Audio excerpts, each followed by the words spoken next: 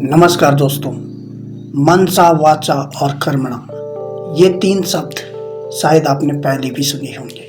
तो चलिए आज इन्हीं 3 शब्दों पे हम बात करेंगे। ये तीनों शब्द संस्कृत भाषा के हैं, जिनका मन से, वाणी से और कर्म से, अर्थात मन, वाणी और कर्म के योग से हमारा चरित्र बनता है।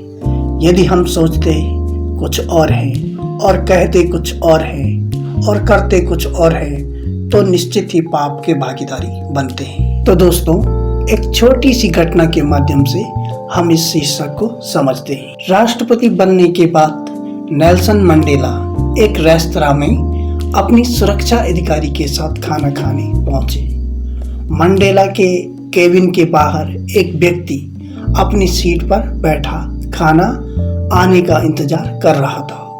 मंडेला ने रेस्तरां के मैनेजर से कहा कि उस व्यक्ति को उनके साथ बिठाया जाए। मंडेला ने उस व्यक्ति को भी खाना मंगाया और सभी भोजन करने लगे। खाते वक्त उस व्यक्ति के हाथ कांप रहे थे।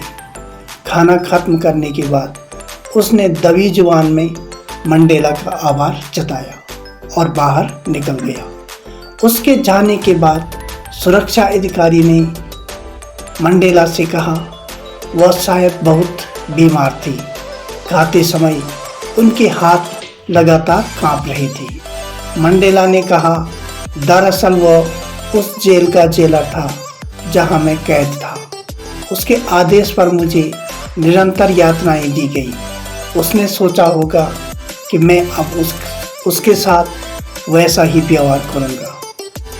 उसके हाथ इसी आशंका से कांप रहे थे, पर मैं जानता हूं कि मैंने उससे अपना बदला ले लिया है, उसके भीतर की बुराई को अपने तरीके से जोड़ जाकर।